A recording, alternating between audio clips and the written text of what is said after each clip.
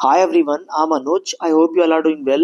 Today we are going to discuss a most important topic which is related to current affair. As we know that today we celebrate on 2nd of Feb world wetland day. आज अपन world wetland day observe किए हैं और इसके अंतर्गत जो चीजें हैं उनको हम लोग देखेंगे. वर्ल्ड वेटलैंड डे की बात करें बेटा तो आप देख पा रहे हैं कि वर्ल्ड वेटलैंड डे जो है 2nd ऑफ फेब को मनाया जाता है. और ये वेटलैंड क्या होते हैं आप जानते हैं, जो मडी लैंड होती है, जो आपकी बेसिकली आप कह सकते स्वैम्पी एरिया होता है, दलदली भूमि होती है, उसके संरक्षण की बात की जाती है 2nd ऑफ फेब को. और इसका कुछ बैकग्राउंड हम लोग देखेंगे. पहले देखेंगे ये क्वेश्चन भी यूपीएससी का आया है, इसको भी अभी डील करेंगे. पहले हम यहाँ पर देखेंगे कुछ हिस्टोरिकल बैकग्राउंड क्या है. तो हिस्टोरिकल बैकग्राउंड की अगर बात करें तो आप जानते हैं 2nd ऑफ फेब की अगर बात करें तो 2nd ऑफ फेब 1971 में रामसर कन्वेंशन हुआ था. और एक जो है आपका कॉन्फ्रेंस हुआ, उसमें बहुत सारे देश आए और रामसर नामक जगह पर हुआ. ये ईरान की एक जगह है, कैस्पियन सागर से लगती हुई, वहां पर एक बैठक हुई.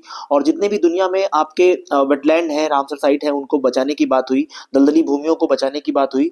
और ये अच्छे कार्बन सिंक करते हैं, कार्बन सिंक करते हैं, तो इनको बचाने की बहुत जरूरत थी. क्योंकि आप देख रहे हैं कि जिस तरीके से इन्वायरमेंट में चेंजेस आ रहे हैं, क्लाइमेट चेंज हो रहा है, ग्लोबल वार्मिंग हो रहा है, उन सब चीजों को डील करने के लिए हम वेटलैंड साइट को बचाने का काम करते हैं. क्योंकि ये अच्छे कार्बन सिंक करते हैं, अच्छा कार्बन सिंक करते हैं, इसलिए ये काफी इंपॉर्टेंट होते हैं. अगर हम बात करें यहाँ पे तो देख रहे हैं one of the oldest modern international environmental agreement था एक प्रकार का. ओनली ग्लोबल ट्रीटी इशूड ये एक प्रकार से फोकस्ड एक्सक्लूसिवली ऑन वेटलैंड्स से फोकस करती है. World wetland day has been observe since 1997. यानी 1997 से हम लोग क्या मना रहे हैं, वर्ल्ड वेटलैंड डे मना रहे हैं. Recognised by UN international day 2022. 172 countries हैं जिन्होंने इसको कॉन्ट्रैक्ट किया है, इस कन्वेंशन को फॉलो किया है.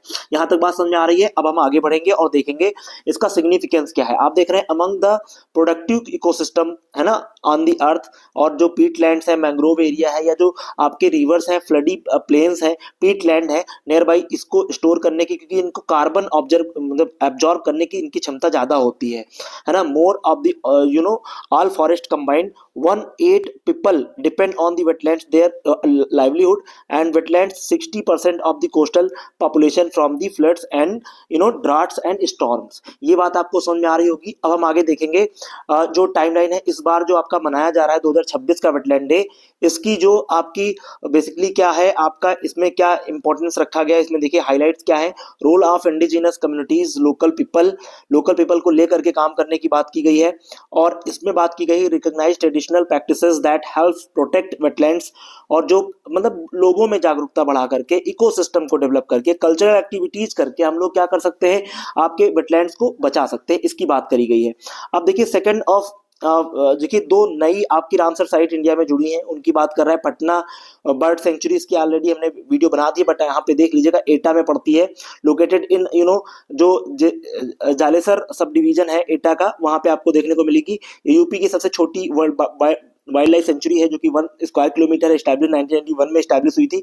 और इसको प्रोटेक्ट करने की बात की गई है. और यहाँ पर आपके डक और ये आप देख रहे हैं घड़ियाल, गूज और आपके गैड वॉल और यूरेशियन वीगन वगैरह देखने को मिलते हैं. और दूसरी हमारी जो साइट थी उसका नाम था छारी ढांड. आप जाते हैं कच्छ डिस्ट्रिक्ट में पड़ती है, गुजरात के बन्नी हाट ग्रासलैंड्स के पास में. ये छारी ढांड जो है एक प्रकार की वेटलैंड साइट है. इसको जो है दो हमारी बन चुकी हैं और आज की डेट में आप जानते हैं 98 हमारे पास जो है वेटलैंड साइट हो चुकी हैं. अगर हम बात करें क्विक फैक्ट्स क्या है इसके, ये देख लीजिएगा. इंडिया रामसर कन्वेंशन को 1982 में साइन करता है और उसके बाद 98 रामसर साइट हो चुकी हैं.